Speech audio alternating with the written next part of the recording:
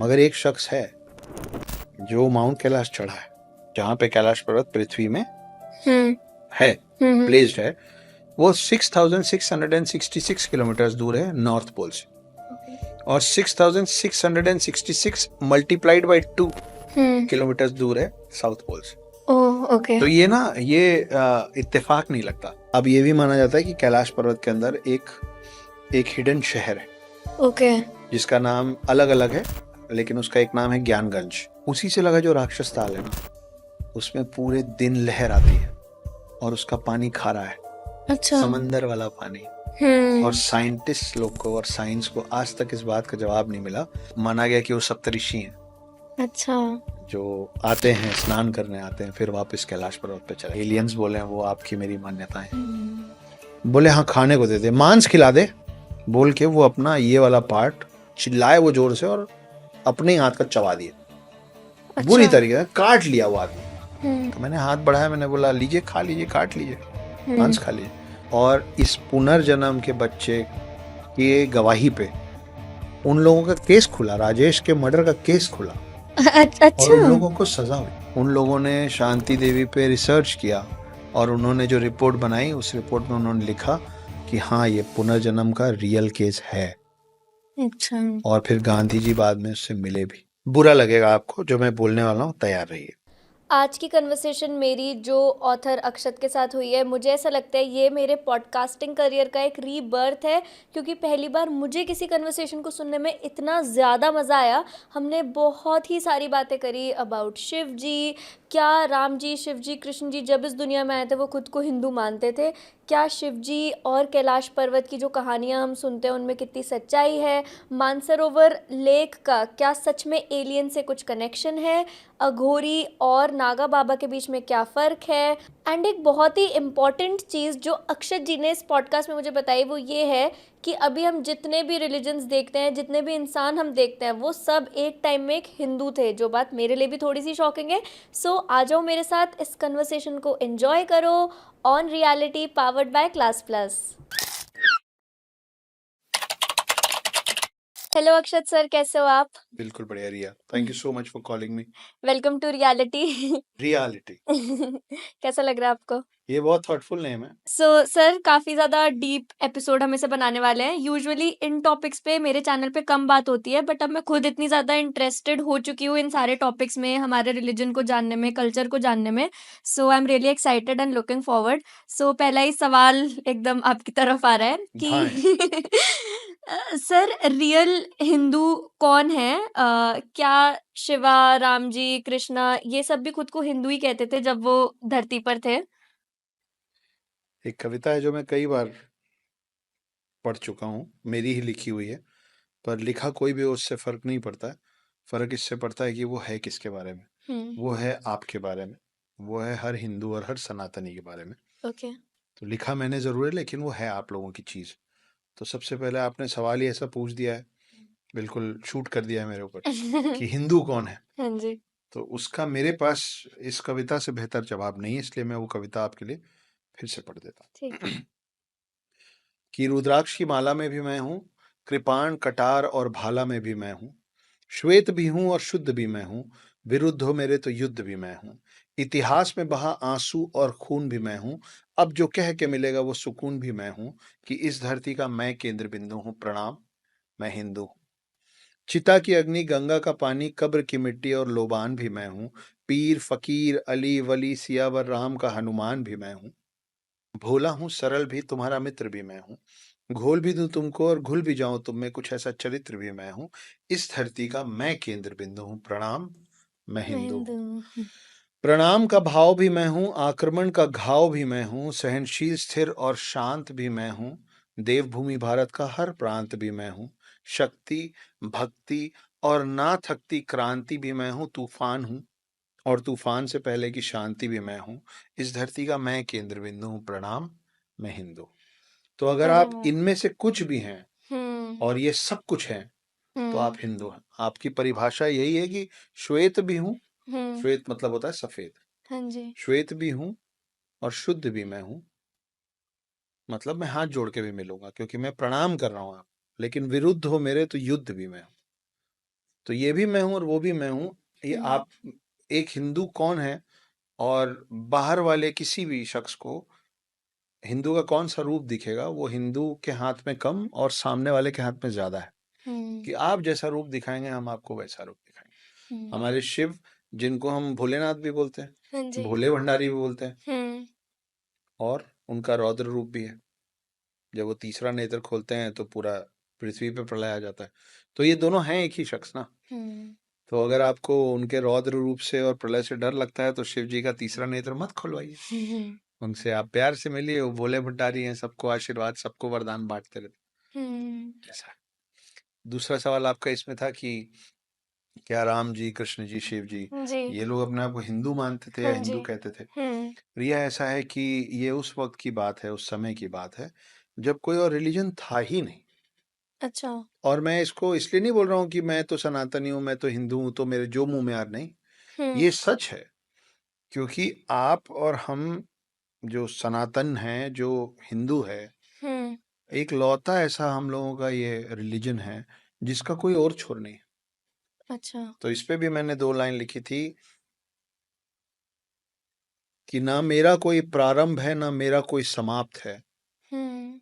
ना मेरा कोई प्रारंभ है, ना मेरा कोई समाप्त है, और एक ही हिंदू सैकड़ों की भीड़ को पर्याप्त है। अच्छा। तो हमारा कोई प्रारंभ, हमारा कोई अंत और शुरुआत है नहीं। तो हम तब से हैं जब से कोई और रिलीजन होता नहीं था। तो इसलिए हम लोगों को सिर्फ मानव जाति ही बताया गया था। तो आपके जितने वेद हैं, जितने पुराण हैं, वो सब आज जो बोला जाता है ना हिंदुओं की किताबें हैं। वेद, पुराण, भगवत गीता, इनमें से कोई भी किताब हिंदू के लिए नहीं लिखी गई थी, क्योंकि उस समय तो कोई और रिलीजन ही नहीं था। वो अच्छा। लिखा गया था मानव जाति के कल्याण के लिए, for the betterment of human beings.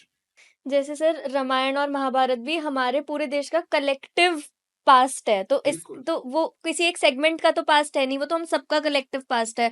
तो मतलब एक टाइम पे तो हम सभी हिंदू थे। बिल्कुल थे। आप ये सोचिए कि आज की डेट में कई जगह ये बात होता है ना कि भाई भारत के किसी भी शख्स का डीएनए उठाओगे तो हाँ। सेम डीएनए मिलेगा। तो हाँ। आप आज कोई भी समुदाय के हो, आप मुस्लिम हो, आप सिख हो, आप क्रिश्चियन हो, कन्वर्टेड क्रिश्चियन हो, कोई भी हो, लेकिन आपकी धरोहर पीछे जाएगी तो आपके पूर्वज हिंदू निकलेंगे, ऐसा कई लोग बोलते हैं। हाँ जी। सो सर ये सारे रिलीजन्स कहाँ से आए पिक्चर में?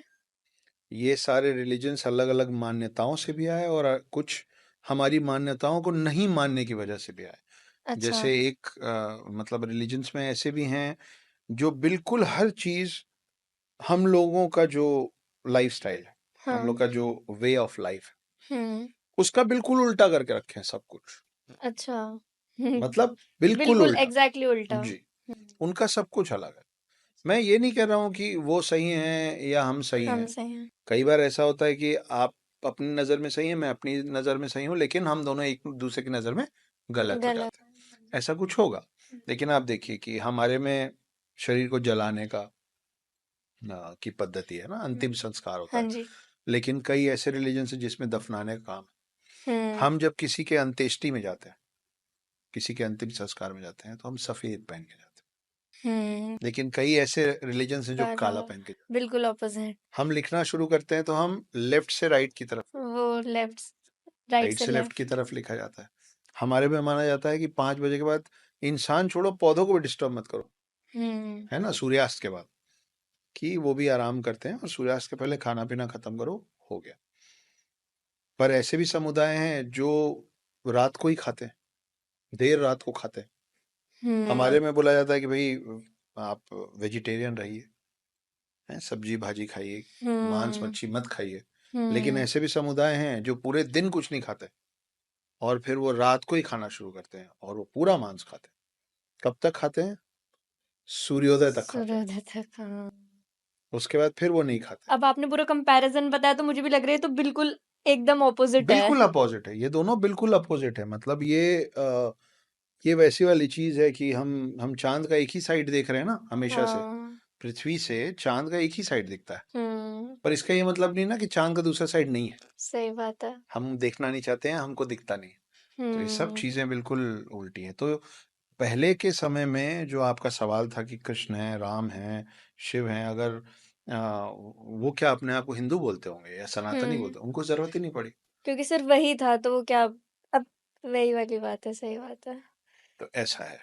जैसे हम अभी ह्यूमन बीइंग बोलते हैं तब वो हिंदू ह्यूमन ही। बीइंग, हाँ होमोसेपियंस, हाँ है ना। तो उस समय कोई और लैंग्वेज नहीं होती थी, तो एक ही लैंग्वेज थी, तो सभी उसी लैंग्वेज में बात करते थे। और वही मैं बोल रहा था कि आप छोड़ दीजिए कि आपने जो कहा कि महाभारत और रामायण में पूरे देश के सब तरफ से हाँ जी, लोग इकट्ठा हो गए थे, सही बात तब है। इतना बड़ा युद्ध हुआ था ना। हाँ मैं बोल रहा हूँ कि आप अफगानिस्तान भी चले जाएंगे, और दूर ईरान इराक तक चले जाइए, उधर पे कंबोडिया और इंडोनेशिया तक चले जाइए, हम्म वहां भी जितने लोग रहते थे ना, उन सब के जीवन जीवन की जो पद्धति थी वो वही थी जो आज मेरी है। तो आप कुछ भी होंगे ना, सबसे पहले तो आप सनातनी और हिंदू ही होंगे, उसके बाद ही आप कुछ और हो। अब आज की डेट में जैसे कंधार है, कंधार एक अफगानिस्तान में है ना, कंधार। सही बात है। वो वो गांधार नरेश का था। अच्छा। गांधारी मतलब धृतराष्ट्र की जो पत्नी थी गांधारी, हाँ। जिनके कौरव सारे पुत्र थे। हम्म गांधारी के भाई थे शकुनी, उनको बोला जाता था प्रिंस ऑफ गांधार। उनके पिता थे, उनको बोला जाता था गांधार नरेश। हम्म वो समय के साथ बदल के कंधार हो गया है। अच्छा।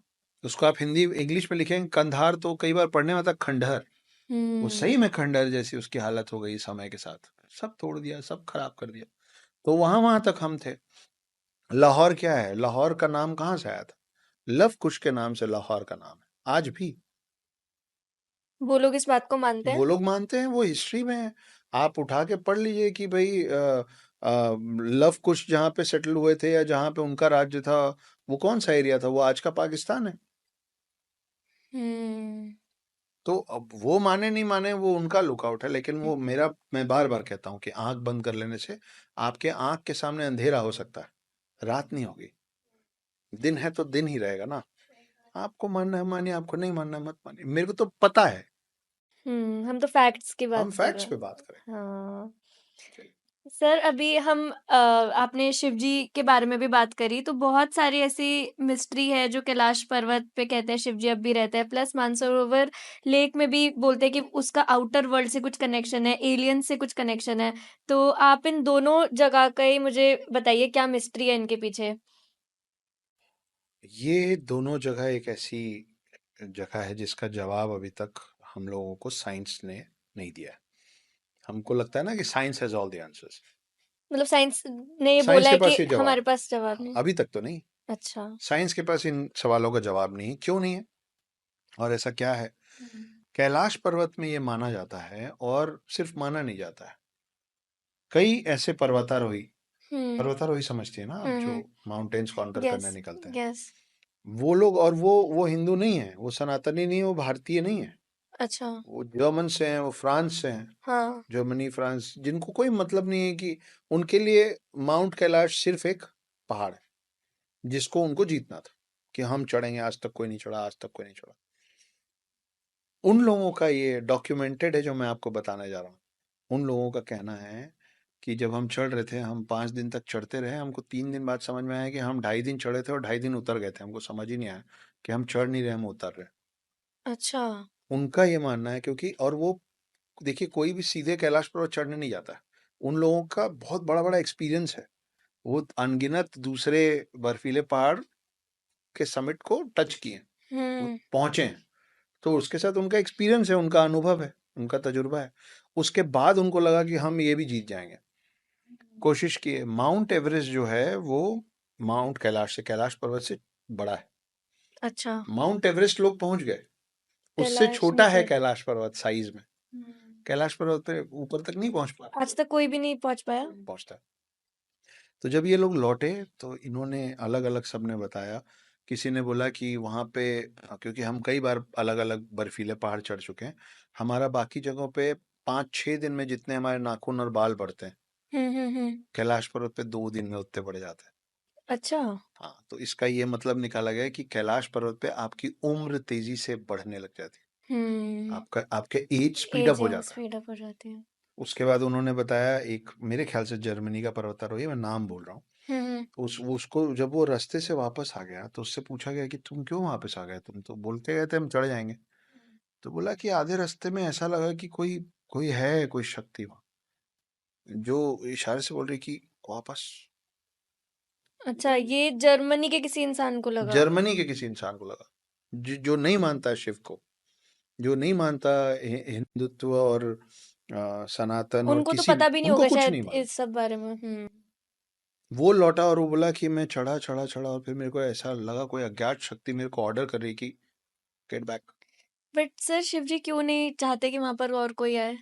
प्लेग जैसे हम लोग सब जगह फैले हैं, हम पानी गंदा कर रहे हैं पूरी दुनिया में, हमारे ग्लेशियर्स पिघल रहे हैं, हम गड्ढा खोद खोद के जितना अंदर मिनरल है और ऑयल है सब कंज्यूम कर ले रहे हैं, हम अलग अलग जानवरों को मार डाल रहे हैं, एक्सटिंक्ट हो जा रहे हैं जानवर, खत्म, वो हम कर रहे हैं, तो किसी को तो नहीं छोड़ते हम। तो शिव शिव बोल रहे हैं कि तुम्हारे अपने दायरे हैं भाई, तुम कितने भी बड़े बन जाओगे मेरे तक थोड़ी ना पहुंच जाओगे। मगर एक शख्स है जो माउंट कैलाश चढ़ा है। अच्छा। ये तिब्बत का है, तिब्बतियन थे। आज से 900 साल पहले एक शख्स जिसका नाम था मीला रेपा, क्या था, मीला रेपा, वो काले जादू में उसकी बड़ी शक्तियां थी, अच्छा। ब्लैक मैजिक का बहुत पावर था उसमें। माना जाता है उन लोगों के तिब्बतियन बुक्स में लिखा हुआ है कि मीला रेपा एक लौता ऐसा शख्स है जो आज से 900 साल पहले माउंट कैलाश ऊपर तक चढ़ गया था। अब आप देखिए, ये तो पूरी बात दूसरे संदर्भ में हो गई ना। आप मैं कह आपको रहे थोड़ा थे कैलाश की साइंटिफिक, कोई ऐसी कहानी है और भी बहुत सारी? हाँ, एक साइंटिफिक बात यह है कि कैलाश पर्वत का जो पोजिशनिंग है, हाँ। जहाँ पे कैलाश पर्वत पृथ्वी में हम्म। है, हम्म। प्लेस्ड है, वो 6666 किलोमीटर दूर है नॉर्थ पोल से, और 6666 मल्टीप्लाइड बाई 2 किलोमीटर दूर है साउथ पोल से। ओह, ओके। तो ये ना, ये इत्तेफाक नहीं लगता, ऐसा लगता है कि हाँ। इसीलिए कैलाश पर्वत को एक्सेस मुंडी भी कहते हैं। अच्छा। कहा जाता है कि ये पूरा जो जो पूरा अर्थ है ना, वो ऐसा एक बराबर घूम रहा है सोलर सिस्टम में, इधर या उधर लुढ़क क्यों नहीं रहा है। माना जाता है कि कैलाश पर्वत वो एक्सिस है जो इसको बैलेंस जो रखा हुआ है, बैलेंस कर रहा है, ओके। कि ना वो उसको इधर गिरने दे रहा ना उसको उधर गिरने दे रहा, उसी जगह पे उसको वैसे ही रन करने का जो काम है वो कैलाश पर्वत का। अब ये भी माना जाता है कि कैलाश पर्वत के अंदर एक एक हिडन शहर है, ओके। जिसका नाम अलग अलग है, लेकिन उसका एक नाम है ज्ञानगंज। ओके। हमारे पुराणों में उसका नाम ज्ञानगंज है। बुद्धिज्म में और तिब्बतियंस लोग और चाइनीज लोग भी इसी शहर को शैंग्रीला कहते हैं। ओके। हाँ, तो ये ज्ञानगंज है नाम, जिसमें जितने भी अभी हम बोल रहे थे ना कि हम जानवरों को एक्सटिंक्ट कर दे रहे, विलुप्त कर दे रहे, लेकिन आप ये समझिए कि युगों का जो फेर है, वो कलयुग जब खत्म होगा तो फिर सतयुग आएगा। तो जब सतयुग फिर से आएगा तो आपको सारे जानवर फिर चाहिए ना, एक दुनिया बसाने के लिए। तो आप उसको, मैं बहुत सिंपल भाषा में आपको और आपके दर्शकों को समझाने की कोशिश करता हूँ। हम लोग सब लोग बचपन में सांप सीढ़ी लूडो और चेस खेले होंगे, खेले ना।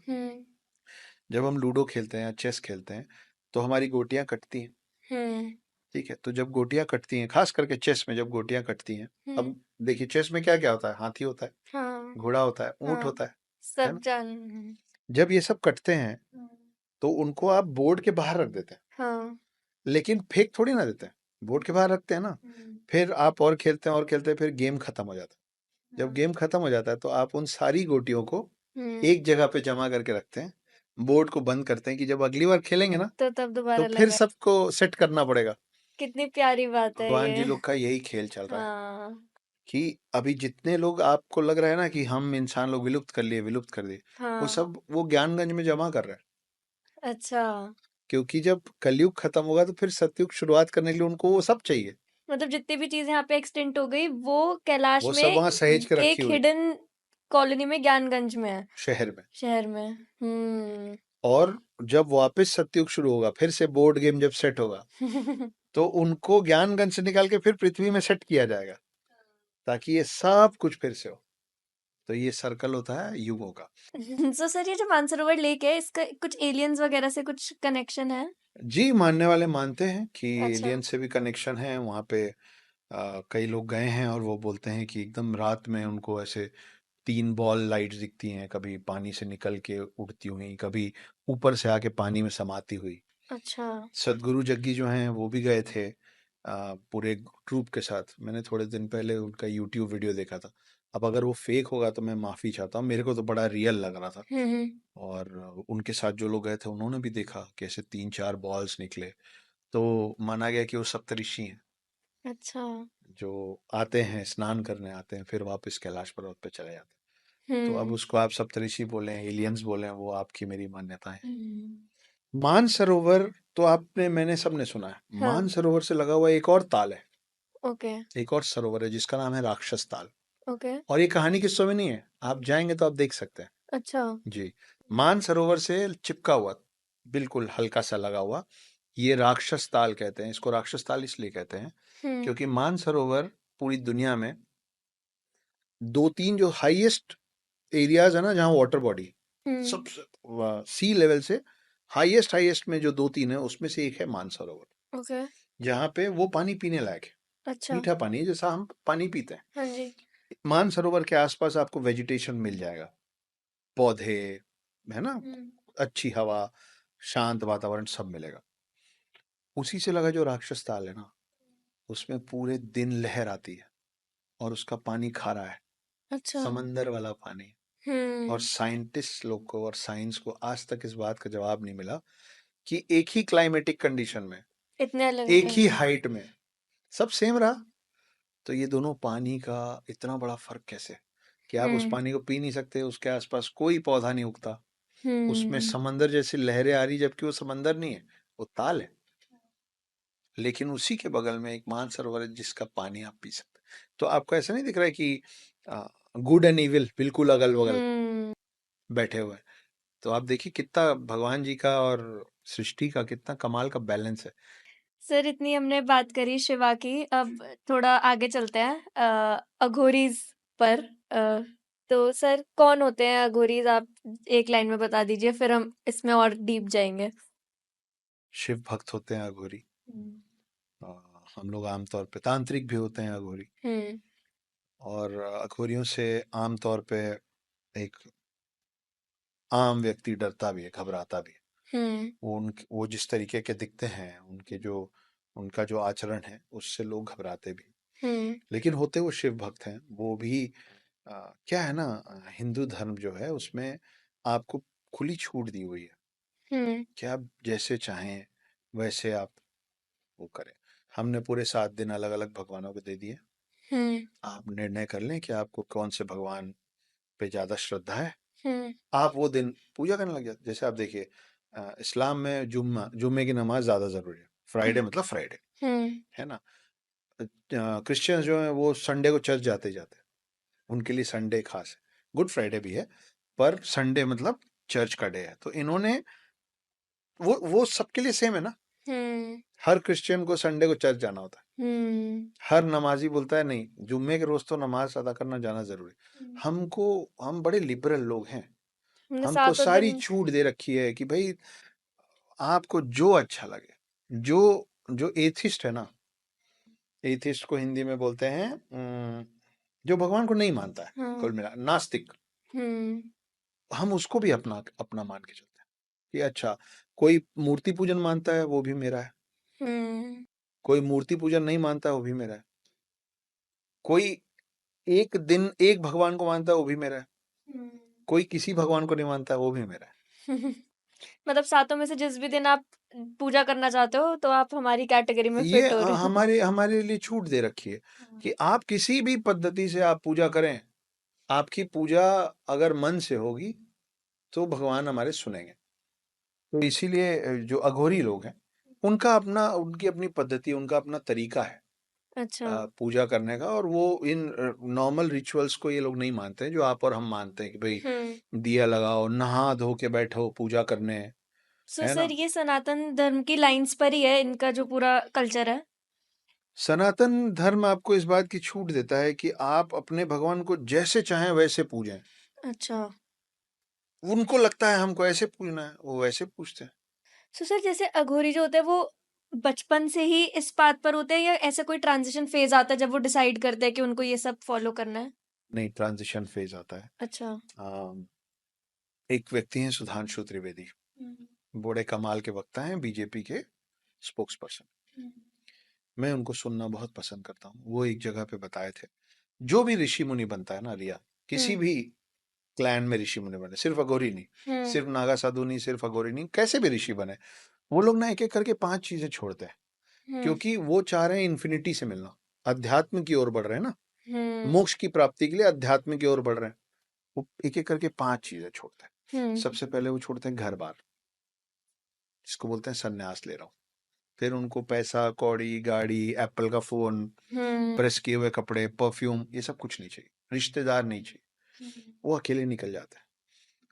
जब वो नेक्स्ट लेवल ऑफ स्पिरिचुअलिटी में जाते हैं तो फिर वो छोड़ देते हैं कपड़ा लता, कि ये सब ये सांसारिक मोह माया सब एक जैसे ही दिखते हैं, हमको नहीं ढकने की जरूरत है, जो है साफ सामने। तीसरा, फिर वो खाना धीरे धीरे छोड़ने लग जाते हैं। तो पहले खाना छोड़ते हैं तो आप देखो कई ऐसे आपको ऋषि मुनि मिलेंगे जो सिर्फ पानी और फल पे हैं। वो नमक, शक्कर, पका हुआ खाना सब छोड़ चुके हैं, और धीरे धीरे वो लोग फिर वो फल भी छोड़ देते हैं, खाना ही छोड़ देते हैं। चौथा स्टेज उनका आता है जब वो डिसाइड कर पाते हैं कि कब मेरे को सांस लेनी, कब नहीं लेनी, और बिना सांस के भी जीवित रहना सीख जाते हैं, है ना। उनका उनकी आत्मा उनके शरीर से सांस के थ्रू नहीं जुड़ी है, बिना सांस के भी जुड़ी है। और आखिरी जिस दिन उनकी आत्मा 5th स्टेज ऑफ स्पिरिचुअलिटी में पहुंचती है, तो वो अपना देह छोड़ देते हैं, अपना शरीर छोड़ देते हैं, तब वो पहुंचते हैं इन्फिनिटी। तो उन्होंने सुधांशु त्रिवेदी जी ने कहा था कि एक भारतीय, एक हिंदू ने ही क्यों शून्य की खोज की, क्योंकि अगर आपने थोड़ा बहुत भी मैथ्स पढ़ा है तो इन्फिनिटी का रास्ता जीरो से होके जाता है। हम जीरो नहीं ढूंढ रहे थे, हम अध्यात्म ढूंढ रहे थे, हम इन्फिनिटी ढूंढ रहे थे। इन्फिनिटी की खोज में निकले जो लोग थे उनको शून्य मिल गया। तो जब आप ये मान लेते हैं ना कि मैं शून्य हूं और मेरे को अब पृथ्वी से शून्य चाहिए, तो आप इन्फिनिटी पहुंच जाते हैं। इन्फिनिटी क्या है? परमात्मा। तो आप एक आत्मा है, परम आत्मा जो है वो परमात्मा है। आपका एक सफर शुरू हुआ है परमात्मा से मिलने का, वो भी शून्य है और आप भी शून्य है। शून्य प्लस शून्य क्या होता है? शून्य। शून्य मल्टीप्लाइड बाय शून्य क्या होता है? शून्य होता है। शून्य डिवाइडेड बाय शून्य क्या होता है? शून्य होता है। शून्य माइनस शून्य क्या होता है? शून्य होता है।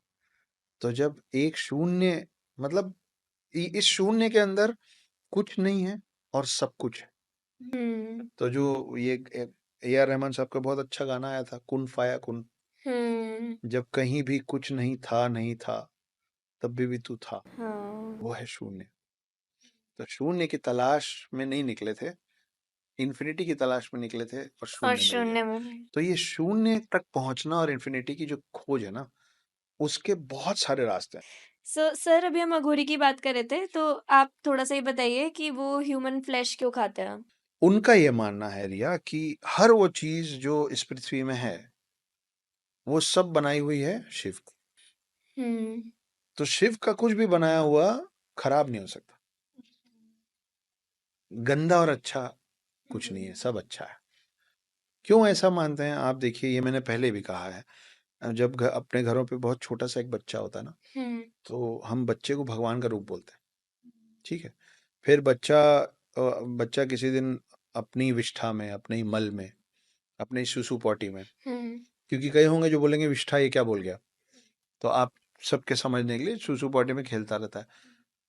जब तक उसको इस बात की समझ नहीं होती ना कि ये अच्छा है, ये गंदा है, ये छिच्छी है, ये साफ है, तब तक आप उसको भगवान का रूप बोलते हैं, ठीक है। उसको समझ नहीं होती कि वो क्या खा रहा है।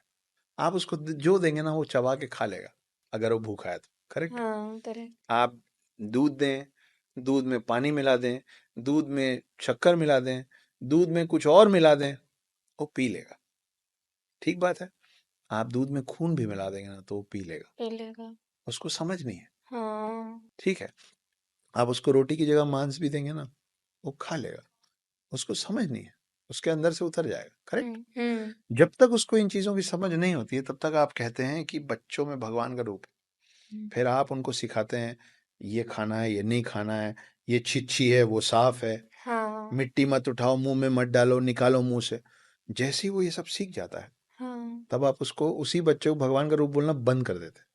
हम्म ये जो अघोरी है ना, ये उस बच्चे की पद्धति से भगवान तक पहुंचने की कोशिश कर रहे हैं अच्छा कि सब, अब आप जो आपने बोला डेड बॉडी की बात की, हाँ ह्यूमन फ्लेश की बात की ना, हाँ आप सोचिए कि जब मैं मर जाऊंगा हम्म तो मेरे शरीर को जला दिया जाएगा, अंतिम संस्कार होगा मेरा। हम्म वो जब जला दिया जाएगा तो उससे राख जमा होगा। हम्म उस राख को गंगा में, जमुना में, सरस्वती में, किसी खेत में कहीं भी डाल दिया जाएगा। हम्म वो पानी बह के किसी ना किसी खेत में पहुंचेगा। उस पानी में कुछ ना मेरी राख है, कुछ, हाँ कुछ ना कुछ उगेगा, फिर वो उसी को मैन्योर हम बनेगा, खाएंगे। वो मैन्योर बनेगा, हाँ है ना। उस मैन्योर से, क्योंकि पानी ही मिट्टी को मैन्योर देता है हम्म लगातार, ठीक है। उस मैन्योर से जो पौधा उगेगा, अगर पेड़ बना तो उसमें जो फल आएगा वो आप खाएंगी, हाँ अगर कोई सब्जी का हुआ तो आप उसको खाएंगी। तो कुल हम्म मिला के एक शरीर जब खत्म होता है हम्म तो वो काम करता है अगले जनरेशन को एनर्जी प्रोवाइड कर। वो एनर्जी किसी भी तरीके से दे, एनर्जी ही देगा। सो हम इनडायरेक्टली खा रहे हैं, वो डायरेक्टली खा रहे हैं। भाई वो उनको दिखता है कि हाँ ये शरीर खत्म हो गया, इसको मैं काटूं, खाऊं, इसको दर्द तकलीफ नहीं हो सकती, मर गया। हाँ तो भाई इतना लंबा प्रोसेस, अब मेरे, मुझे भूख लग रही है, मेरे सामने यही खाना है और मैं तो कुछ भी खा सकता हूँ।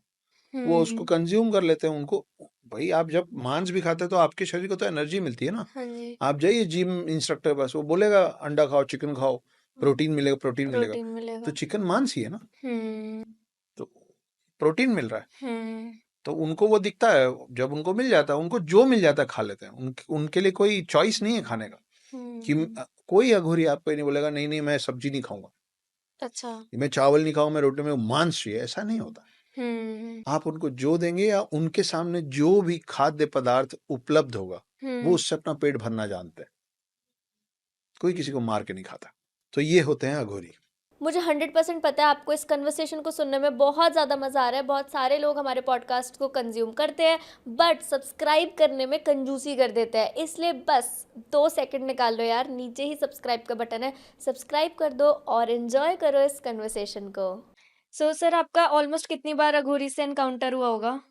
कितनी बार मिले आप? मैं 4-5 बार, मेरी अलग अलग जगहों पे अलग अलग कारणों से मुलाकात हुई है। अभी फिर होने वाली है।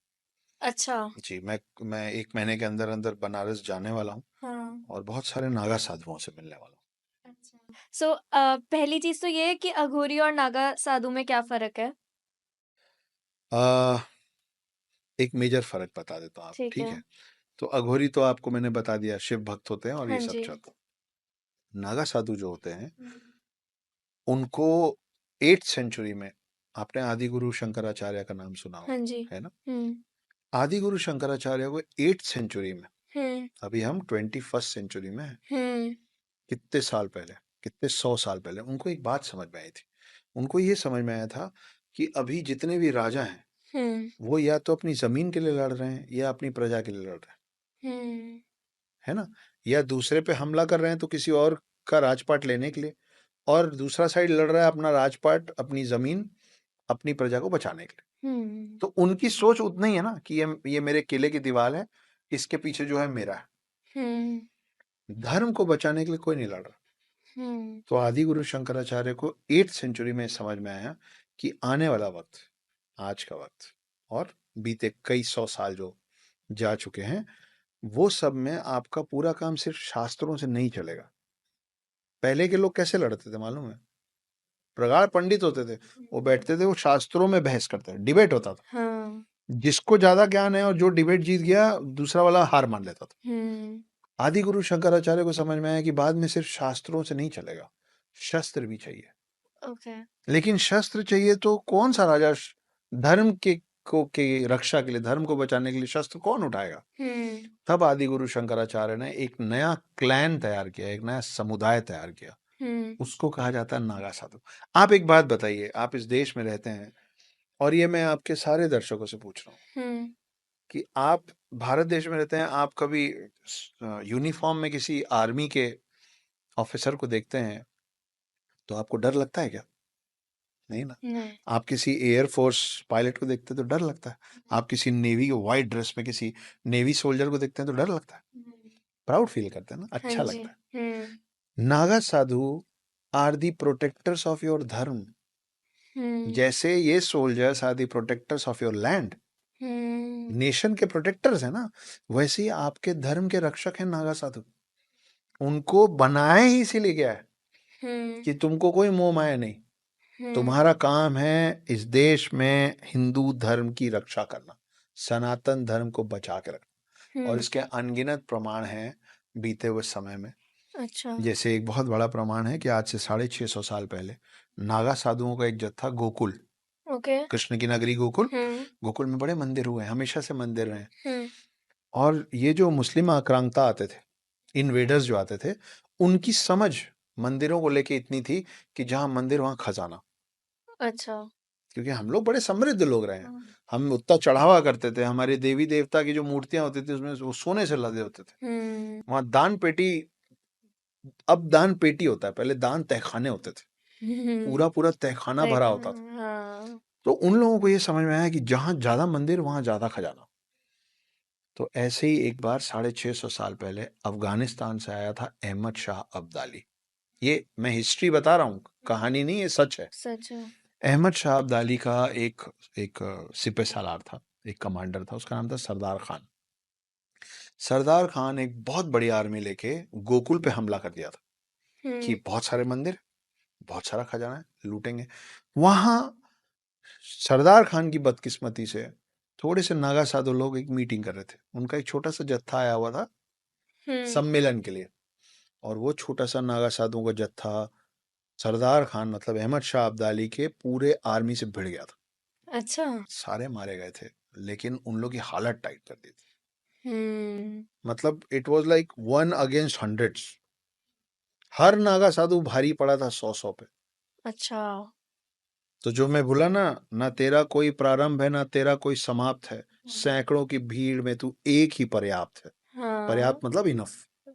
ये ट्रू हो गया इस ये वो सिचुएशन ट्रू में। हो चुका है, ये तो मैं बाद में लिखा हूं। हाँ। 650 साल पहले वो कर गए ये। तो और इस उनकी वजह से आज भी गोकुल जिंदा है, आज भी गोकुल के मंदिर बचे हुए हैं, लेकिन हम लोगों को पता नहीं। तो नागा साधुओं का जीवन का सिर्फ एक ही लक्ष्य है, धर्म की रक्षा। हिंदू और सनातन धर्म की रक्षा करना। अगर आप हिंदू हैं, अगर आप सनातनी हैं, और कभी आपको नागा साधु दिख जाए, आपके पास जो होगा ना सब उनको अर्पण कर दीजिएगा।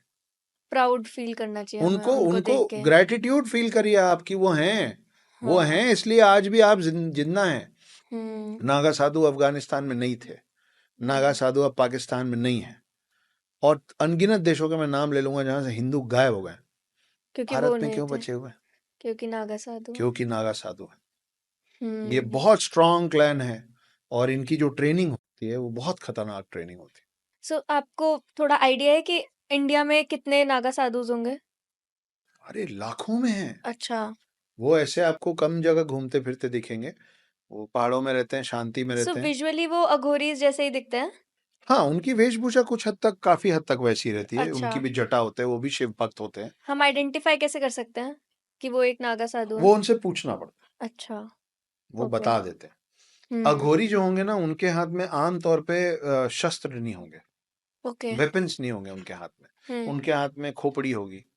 हम्म। मैं उदाहरण दे रहा हूँ, खोपड़ी होगी, उनके हाथ में शराब हो सकती है, हम्म। उनके हाथ में कमंडल हो सकता हम्म। है ना, जिसमें वो सामान रखते हैं, उनके हाथ में बस्ता होगा, बैग होगा।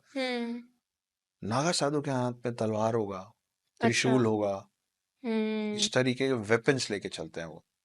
जैसे निहंग होते हैं ना हाँ। सिखों में, हाँ। उनको कटार रखना, केश, कंघा, कटार, कच्छा और कड़ा, ये 5 चीजें ना, हाँ। वैसे ही नागा साधुओं के पास आम तौर पे कोई ना कोई वेपन जरूर होता है, वेपन होता है। क्योंकि they are the soldiers to protect you and me. तो अगली बार कभी आपको या आपके किसी भी दर्शक को कहीं भी नागा साधु दिखे, डरना नहीं, जाके थैंक यू बोलो।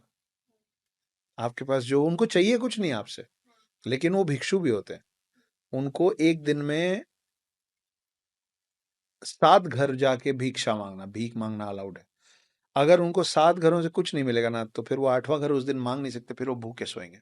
और उन 7 घरों से उनको जो दे दिया जाएगा ना, उनके पास चॉइस नहीं होता, फिर वो वही खाएंगे और वो सो जाएंगे। और आप 7 घरों से नहीं दोगे ना, वो भूखे सो जाएंगे। अच्छा। उनको 8वां घर एक दिन में जाके मांगना अलाउड नहीं है।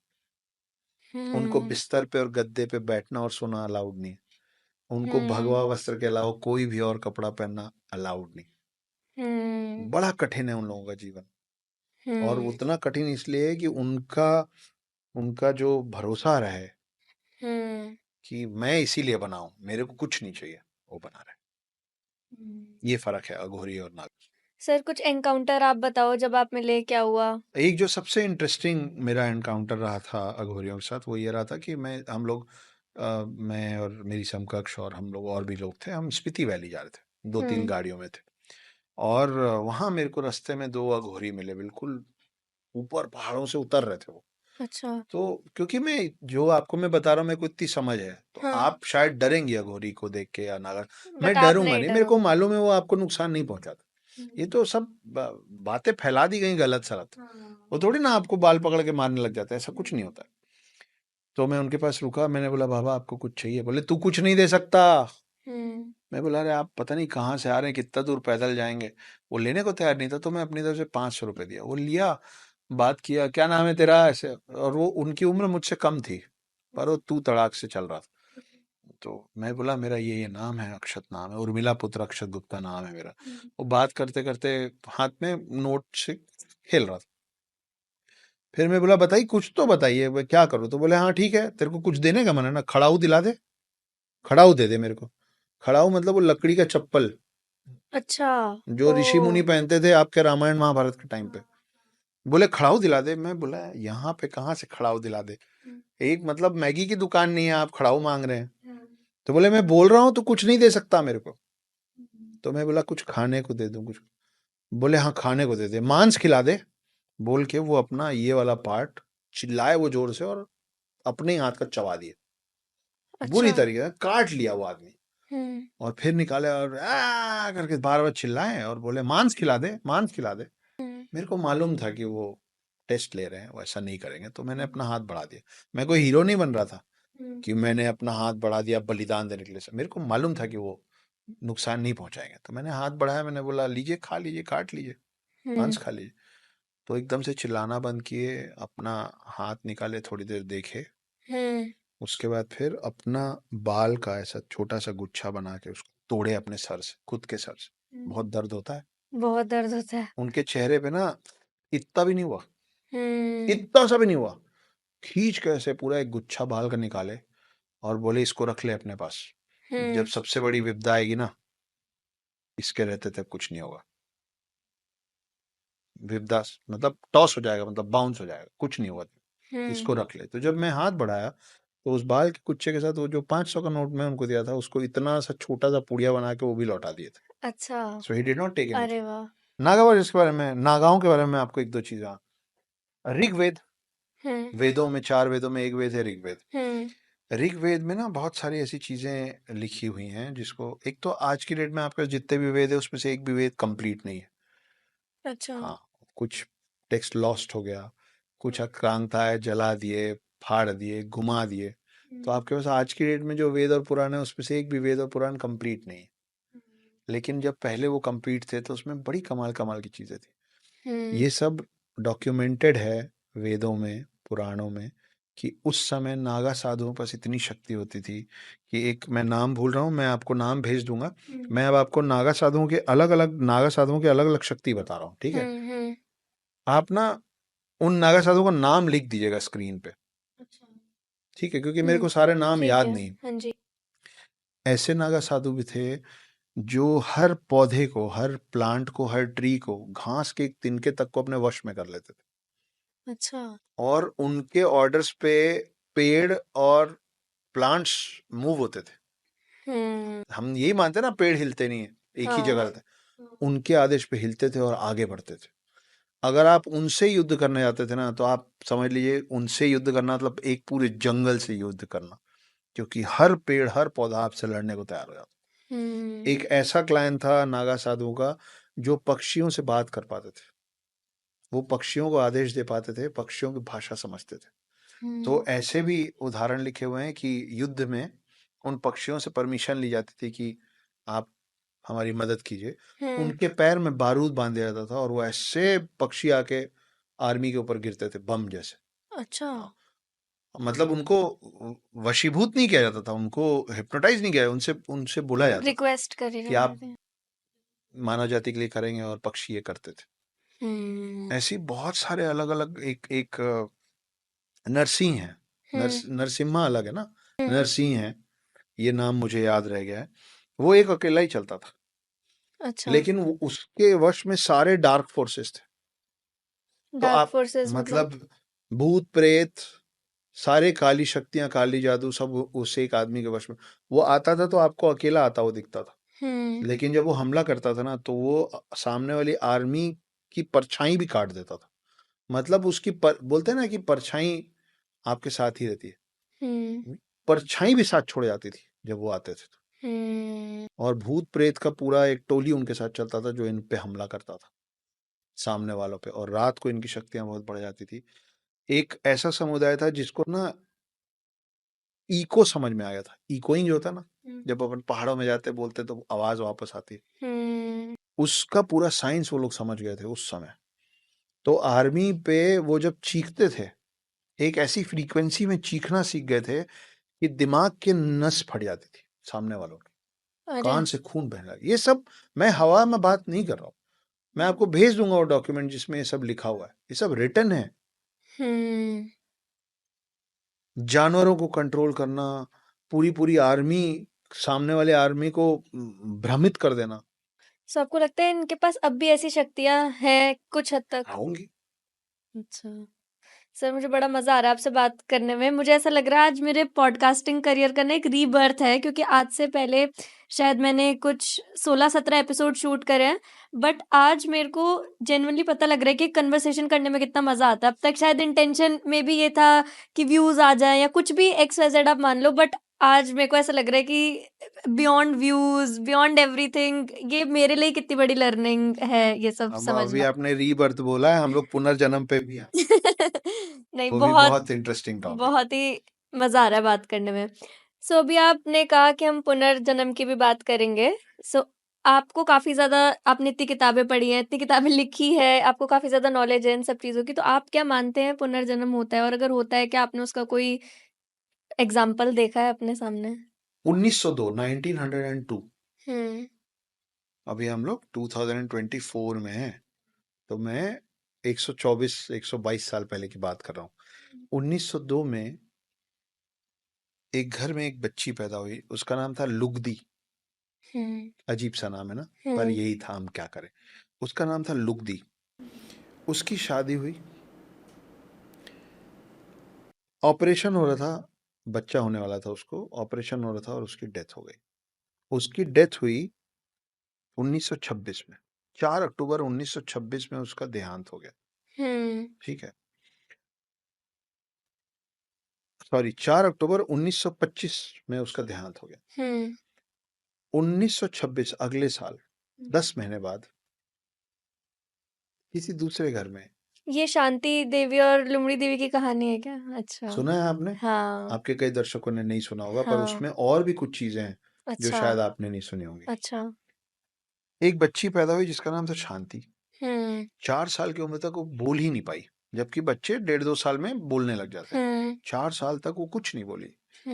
6 साल की जब हुई तो बोलना शुरू की, और क्या बोली? बोली कि ये मेरा घर नहीं है, मेरे को मेरे घर छोड़ दो, और तुम लोग मेरे को शांति शांति क्यों बोल रहे हो, मेरा नाम चौबाइन है।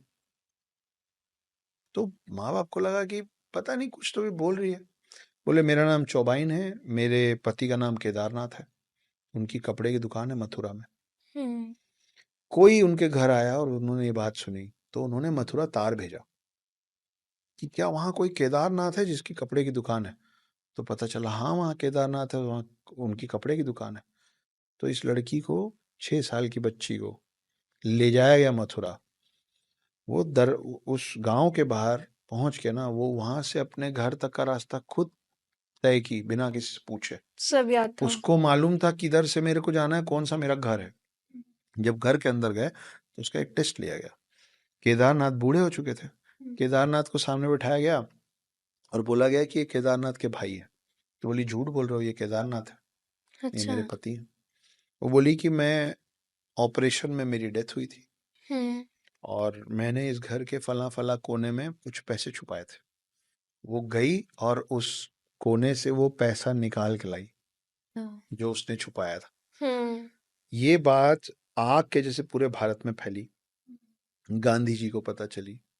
गांधी जी ने, महात्मा गांधी की बात कर रहा हूँ, गांधी जी ने 15 लोगों की कमेटी का गठन किया। उन लोगों ने शांति देवी पे रिसर्च किया और उन्होंने जो रिपोर्ट बनाई उस रिपोर्ट में उन्होंने लिखा कि हाँ ये पुनर्जन्म का रियल केस है। अच्छा। और फिर गांधी जी बाद में उससे मिले भी। ऐसे ही एक केस रिसेंट है, मुंबई में एक जगह है बोरीवली, शायद सुना होगा आप। बोरीवली में एक बच्चा पैदा हुआ, मैं नाम हम तो भूल गया, और बहुत इसी कहानी से बड़ा मिलता जुलता एक और पुनर्जन्म का रियल केस है। वो पैदा हुआ, रिसेंट नहीं, रिसेंट मतलब मैं अभी की बात नहीं कर रहा हूँ, आज से 50 साल पहले की बात है। वो बोला कि मेरा नाम कुछ और था और 1946 में मेरा मर्डर किया गया था।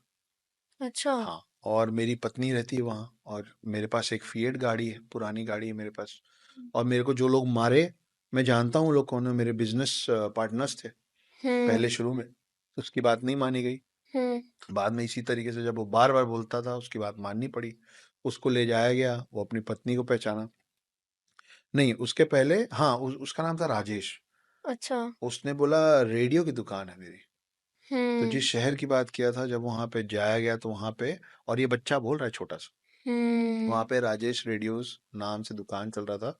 उस दुकान को चला रही थी राजेश की पत्नी, राजेश मर चुका है, उसकी पत्नी चला रही थी। उसको जाके पूरी बात बताई गई, दो चार ऐसी बातें बताई गई जिसके कारण पत्नी को मानना पड़ा कि शायद कुछ तो है। वो इस बच्चे से मिलने आई, उनकी कुछ ऐसी प्राइवेट बातें। जो भी, ये इस शहर आई मिलने और ये मारुति गाड़ी में बैठ के आई। तो ये बच्चा जो अपने आप को राजेश बोला था भड़क गया, गुस्से में आ गया, बोले इस गाड़ी में क्यों आई हो, मेरी फिएट कहाँ है। वो फिएट बेच चुकी थी। वो वापस गया, वो बताया कि मेरे को क्यों मारा, किसने मारा, और इस पुनर्जन्म के बच्चे की गवाही पे उन लोगों का केस खुला, राजेश के मर्डर का केस खुला और उन अच्छा। लोगों को सजा हुई। मतलब ये तो हमारे कोर्ट्स ने भी माना है इस चीज को तो कि यही मैं पुनर्जन्म बताना होता चाह रहा है। हूँ कि कोर्ट में वो लोग प्रूव कर पाए कि ये जो बोल रहा है ये राजेश के पुनर्जन्म की बातें ही कर रहा है और ये राजेश ही है। अच्छा। और वो जिन लोगों ने उसका मर्डर किया था उनको सजा मिली। और ऐसे तो और कितने एग्जाम्पल्स होंगे जो सामने ही नहीं आते क्योंकि बहुत कम चीजें इतनी बहुत कम पॉपुलर चीजें होती बाहर हैं। आती हैं, ऐसी हाँ। अनगिनत चीजें हैं। आपका मेरा सबका पुनर्जन्म है, हम में से कोई ऐसा नहीं जिसका पहला जन्म है। ये किसी का पहला जन्म नहीं है। अब किसी का जन्म पहला होता ही नहीं है। पहले जन्म होते होंगे सतयुग में, त्रेता युग में, द्वापर अच्छा। युग में। हाँ। अब आप देखिए, विष्णु जी के भी तो 9 जन्म हो चुके हैं अभी तक। हम्म। जो दशावतार हैं उसमें 9 अवतार आ चुके हैं ना, मतलब विष्णु जी के 9 जन्म हो चुके हैं सतयुग से लेके अब तक। वैसे ही हर आत्मा, देखिए मेरा मानना है कि जो सोल होता है ना, एक आत्मा होती है, उसकी एक उम्र होती है। मुझे नहीं मालूम उसकी उम्र कितनी होती है, लेकिन हम for the sake of conversation, समझने और समझाने के लिए, ठीक है। एक इंसानी शरीर बोले 100 साल की उम्र होती है मोटी मोटी। हाँ। लेकिन हर कोई 100 साल तो नहीं जीतता है। कोई 25 में मरता है, कोई 50 में मरता है, कोई 70 में मरता है, कोई 90 में मरता है, कोई 100 क्रॉस भी करता है। अगर आप मान लीजिए कि एक आत्मा की उम्र 1000 साल है, तो वो 1000 साल की उम्र कवर करने में वो कितनी बार अलग अलग शरीर में जाएगा और कितनी बार मरेगा। या तो वो हो सकता है कि कभी 50 साल की उम्र में एक शरीर छोड़ दे। इसीलिए गीता में और हमारे कहानियों में, मतलब हमारे पुराणों में लिखा है कि आत्मा शरीर बदलती रहती है जैसे कि हम कपड़े बदलते हैं, क्योंकि आत्मा की एक उम्र होती है। जब तक वो उम्र पूरी कंप्लीट नहीं होगी वो आत्मा परम आत्मा से नहीं मिलेगी। लेकिन आत्मा की उम्र शरीर की उम्र के बराबर से नहीं बढ़ती है। आप उस एक जीवन में आपके कर्म क्या है, एक्सपीरियंसेस से आप, बढ़ती हाँ, हैं। आप आपकी आपकी की आत्मा आपके इस लाइफ में कितनी मच्योर हुई, इसीलिए आपको कई बार कोई ऐसा बच्चा मिल जाता है जो अपनी उम्र से बड़ी बातें करता होता है, और कई बार ऐसे बड़े बुजुर्ग मिल जाते हैं जो अपनी उम्र से बहुत ही हल्की बातें करते होते हैं, कि उनको लगता, आप उनको देखते हो लोग इतने बड़े में कैसी फुहड़ता हो, मतलब अब तो बड़े हो जाओ यार, बोलते ना अपन गए, अब तो बड़े हो जाओ यार।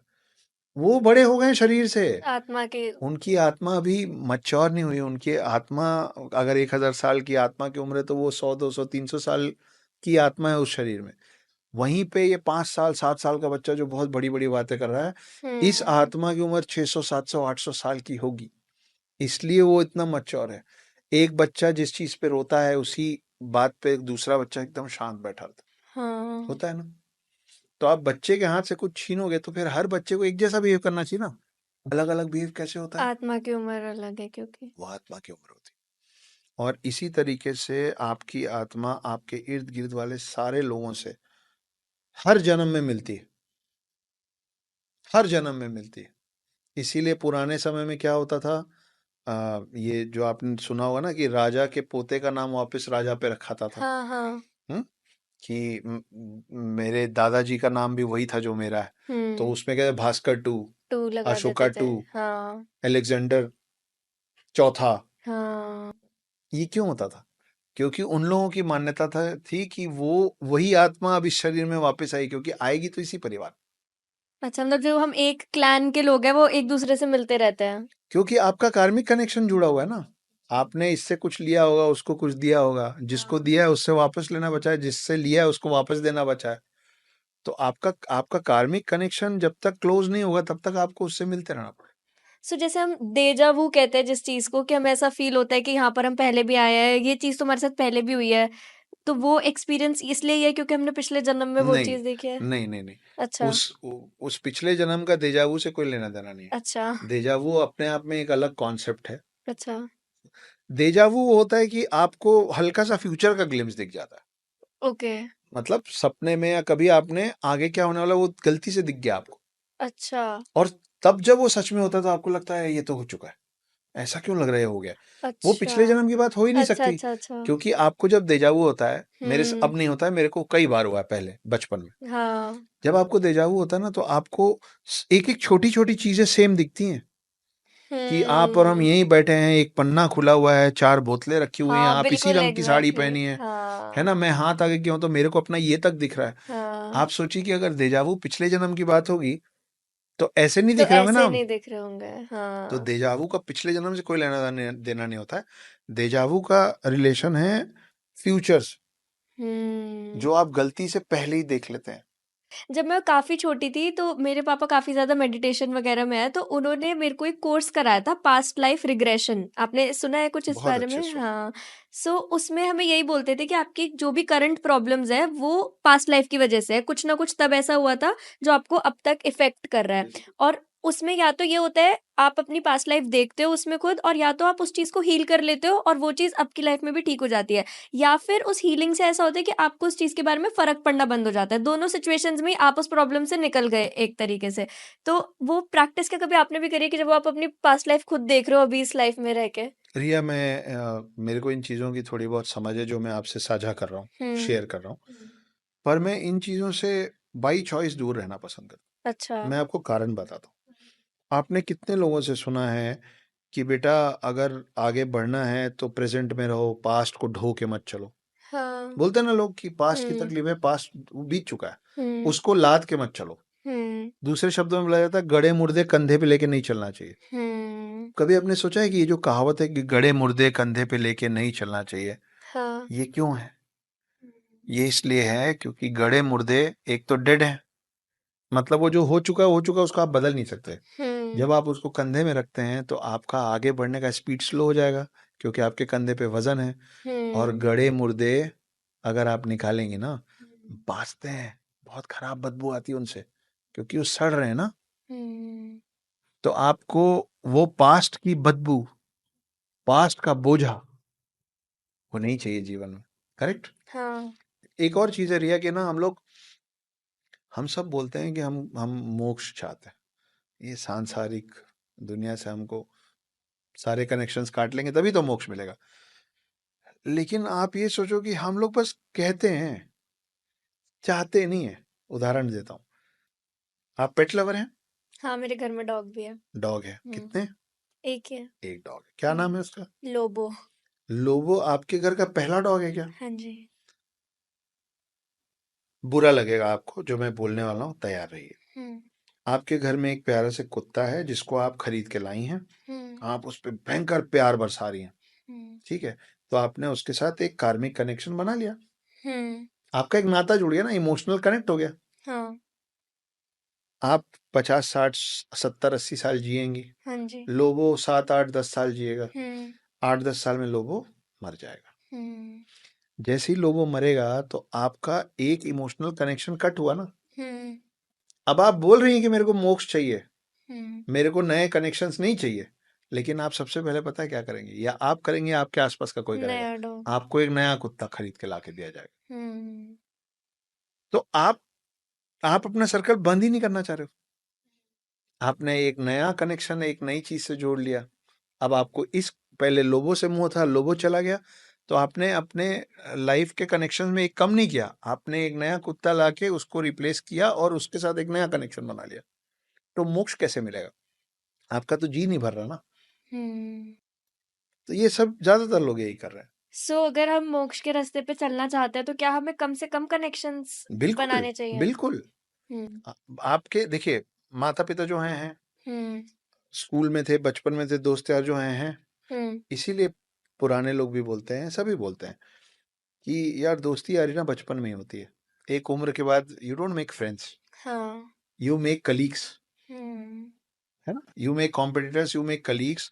और फिर जो दोस्ती होती है ना, वो फ्रेंड्स विद बेनिफिट्स होता है कि हम दो लोग साथ में इसलिए घूम रहे हैं क्योंकि इसके बिजनेस से मेरे को फायदा, मेरे तो फिर आप डिनर पे जाते हैं एक दूसरे के साथ, है ना? आप किसी के शहर गए और आप उसके काम गए हो तो वो आपको ट्रीट करेगा, वो आपके काम का है और वो यहाँ है तो आप उसको, वो दोस्ती नहीं है ना, उसमें लेन देन है। लेकिन हम पूरे टाइम कोशिश क्या करते रहते हैं ना कि वो प्रोफेशनलिज्म हट के इमोशनल कनेक्ट हो जाए, दोनों तरफ से कोशिश होती रहती। तो फिर कार्मिक कनेक्शन आप बढ़ा रहे हैं, घटा कैसे रहे?